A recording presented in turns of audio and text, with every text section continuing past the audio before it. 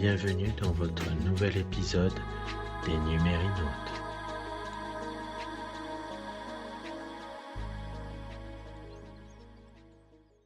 La connaissance n'est pas faite pour rester à quai, elle est faite pour prendre le vent.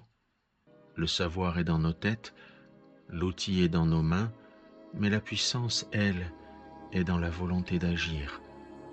Entendez-vous le vent? C'est le signal. Hissons la grand voile et laissons le numérique nous porter. C'est le manifeste des Numérinautes.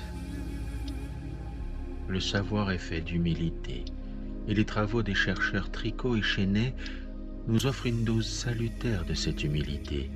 Ils ont mesuré l'impact du numérique sur les fonctions pédagogiques classiques. Et le verdict est sans appel.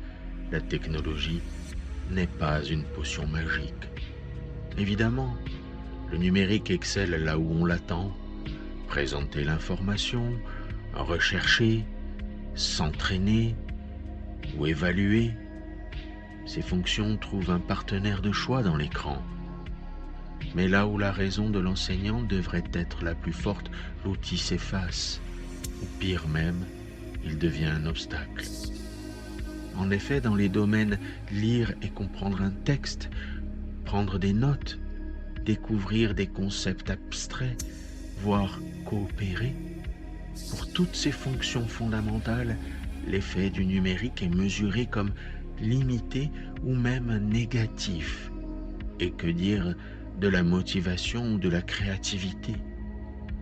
Les chercheurs n'y ont trouvé aucun effet attesté. Face à ce constat, certains seraient tentés de refermer la boîte à outils. Mais ce serait la voie de la capitulation technologique. Ce serait ignorer la nature même de l'innovation. Pour le numérinaute, ce n'est pas un échec de l'outil, c'est un défi pour l'esprit. Le problème n'est pas le marteau, mais la manière dont nous l'utilisons. Si le numérique entrave la lecture, c'est peut-être que nous devons inventer une nouvelle ergonomie de lecture. Si la coopération échoue, c'est peut-être que nous devons designer des espaces numériques où l'échange et l'empathie sont la fonction première et non pas la fonction cachée.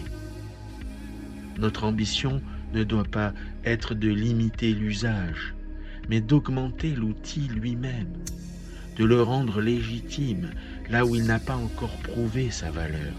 Ces zones de faiblesse, mesurées par la science, ne sont pas des interdits, ce sont des laboratoires. C'est là que l'enseignant, par sa créativité pédagogique, doit inventer de nouvelles pratiques et exiger de l'outil qu'il se mette au service de l'humain.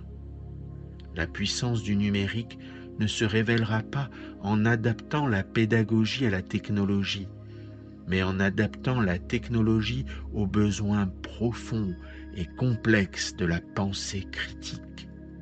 Le défi n'est pas de savoir quand utiliser le numérique, mais de savoir comment l'améliorer pour qu'il serve toutes les facettes de l'apprentissage.